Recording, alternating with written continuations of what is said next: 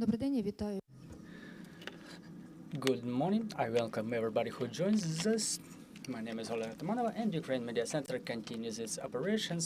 War, heat, power shutdowns are overlapping all of the areas of our life, of our activities, and now we will be talking about the way the Ukrainian agrarian sector continues working under conditions like this. Joining us in the studio is Denis Marchuk, the Deputy Chairman of the Ukrainian Agrarian Council. Good morning. Good morning. So, Mr. Denis, how do all those factors influence the operations in the agrarian sector? Well, really, on top of the war, we're having an abnormal heat that creates additional obstacles. I cannot say that they are related to the field works when we're gathering the earlier crops, because basically we were prepared and it already works. The more problem is on the side of such crops as soy, corn, sunflower, because they are on the peak of pollination and blossom, and in such a heat it cannot develop, and it will definitely influence the amount of harvest. I don't want to give some general forecasts, but in the second half of August we will be better understanding how this heat influenced the structure of our crops. Now we're forecasting that within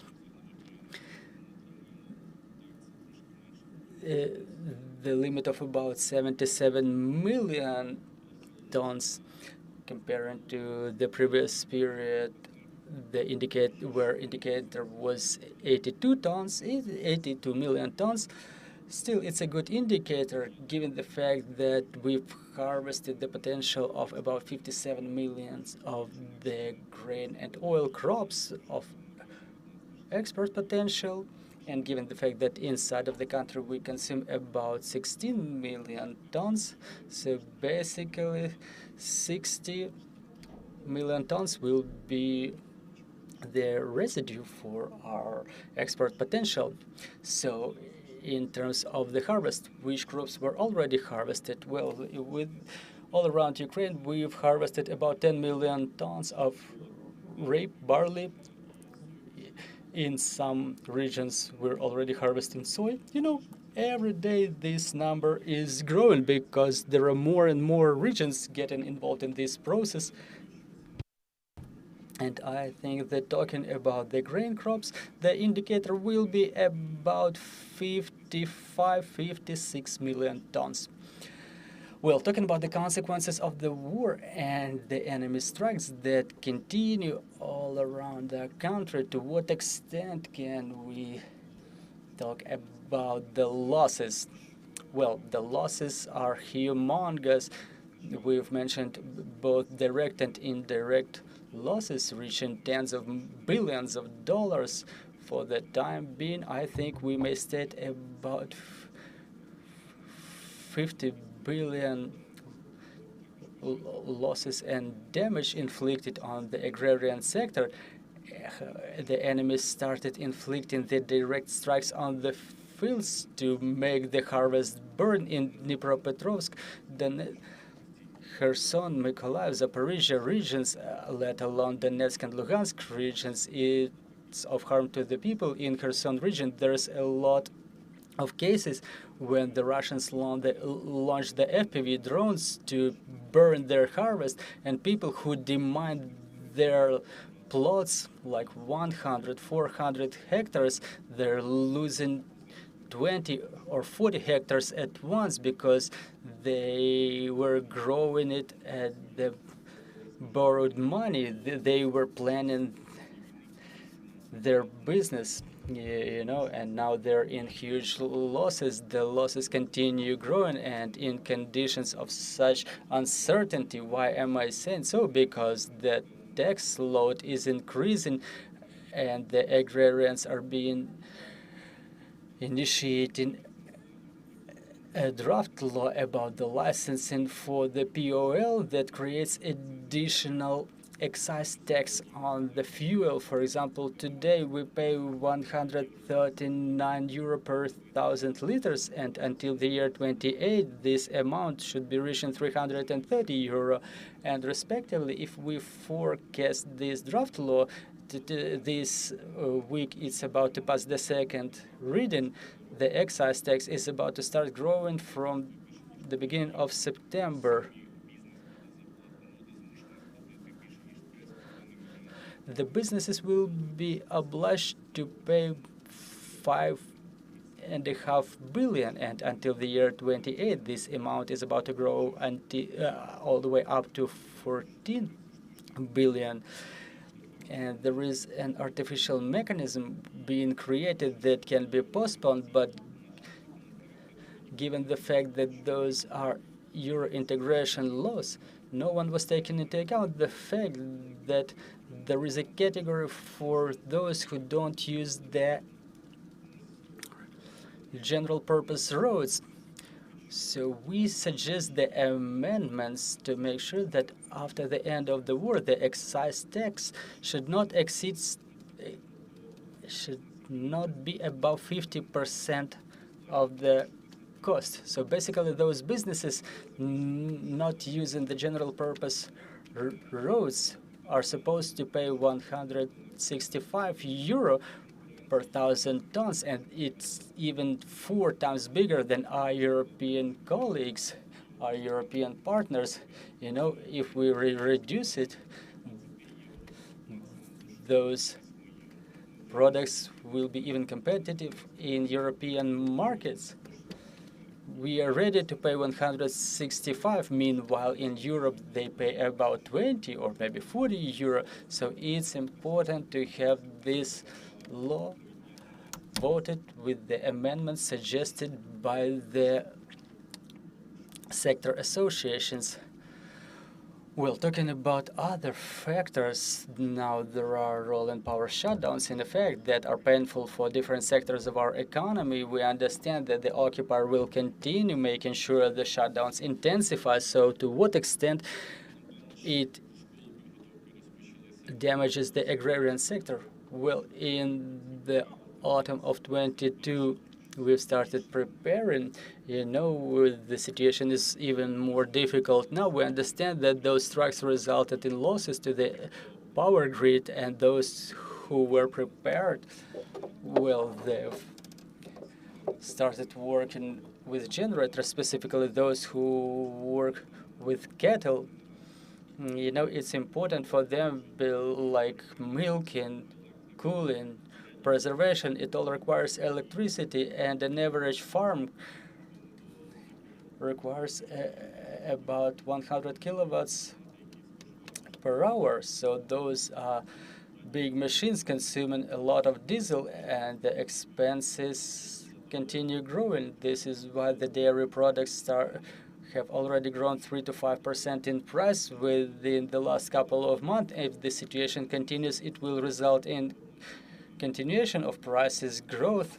The same story is with the processing industry, like meat, bakery. All that logistic chain moves on to retail. So basically the retail chains, because they also use the electricity, so it will all result on growth of up to 3% on each stage. So basically, eggs, dairy products, fish is something that consumes a lot of electricity. So basically, you're saying that we should expect for further price growth for the food products. Yes, exactly. So first factor that we've mentioned, the heat, because as you grow the vegetables in the open ground, they require additional irrigation, which results in additional costs to make sure that the vegetables just don't burn, that they ripe, but to make sure they ripe, they should be irrigated. So again, it's another factor that influences the price position, but there are more factors related to inflation, correlation of the price of hryvnia and dollar. the workforce factor, it all adds more to the net cost. Well, lately there were a lot of publications by, by the businesses in agrarian sector, the fact that they are facing problems with the workforce. Well, it's difficult now. The seasonal works are starting in horticulture, in arboriculture, uh, the the works in the fields are being intensified, and the lack of people is very painful because it's all about logistics, transportation. The hired companies don't agree to go to the locations there. Not all of them are booked, and we are about to face the situation when the harvesting is growing more intense. We will have nobody to transport that harvest. So there is the electronic booking that is being launched in experimental mode that I hope will become a full-fledged, and the booking process will not take months but rather days, and we will be able to understand whom of the workers we will be able to book, and all of them may be working at the enterprises, at the businesses. If you have any questions on the floor, please let me know, but I would like to discuss yet another block of issues with you about the experts. Can we talk about the results of this year and what are the plans for the year to come? Well, thanks to the fact that starting from the month of August 2023, the humanitarian corridors started working intensely thanks to the actions of the armed forces of Ukraine. And within the month of spring, the transportation amounts were about 6 million per month, and now we've reached the result of 35 million tons within the last couple of months. Comparing with the grain initiative, we were able to export under it 33 million tons. So thanks to our partners, thanks to the efforts of the armed forces of Ukraine, yeah, we have to mention our partners because Bulgaria, Romania, Turkey, they all support our logistics. Now they've established a team for demining of the Black Sea Basin, thus assisting new ships coming to the ports. So they've provided the momentum for the Ukrainian agrarians for this new campaign. Now they're preparing to the autumn campaign, and if the sea corridor continues working, it will allow more vessels to come to our ports, which will result in the decrease of costs for insurance, for example, logistic costs, and I have a hope that at least for the grain crops, we are about to catch up and at least gain some positive dynamics in terms of income. Is it safe to say that within the periods to come we will be able to reinforce our logistics using riverways? Well, Danube works quite intensely within the last marketing year. We were able to transport 11 million tons through the Danube basin. So I was mentioning it a lot of times, diversification and different risks of jeopardization of the situation in the ground are of risk to us, but we've established the transportation through the Danube. The infrastructure is improving and business goes there, using it as an additional instrument for their logistics. What is the latest information from the roadways? Well, for what I know, there is no jeopardizing situations, and on top of that, there was a Lublin Triangle recently meeting, and our Agrarian Council was working with our Lithuanian colleagues and Polish colleagues, and starting from March, recently there was another third meeting in Warsaw, and we were talking we were saying that we should take all reasonable efforts to make sure that the bureaucracy and politics withdraw, and Ukraine should be supported.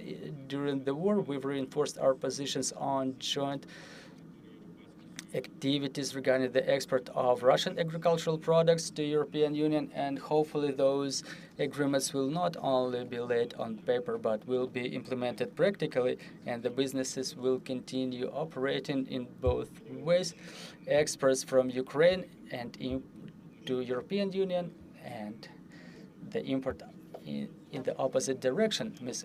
Olka, we were talking about a number of factors, about the heat factors. There is a serious problem with the agrarians and temporarily occupied territories.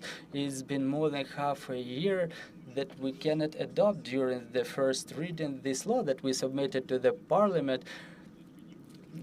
They will go on recess shortly, and it's reported to have the draft law 111/18 that